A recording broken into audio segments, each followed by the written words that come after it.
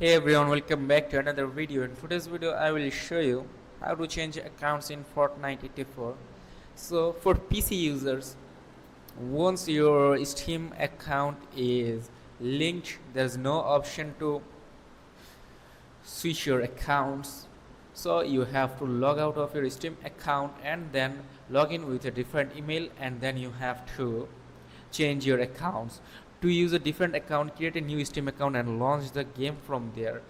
Otherwise there is no other option to change your Fortnite ID from a single Steam account which is previously logged in with another account or ID.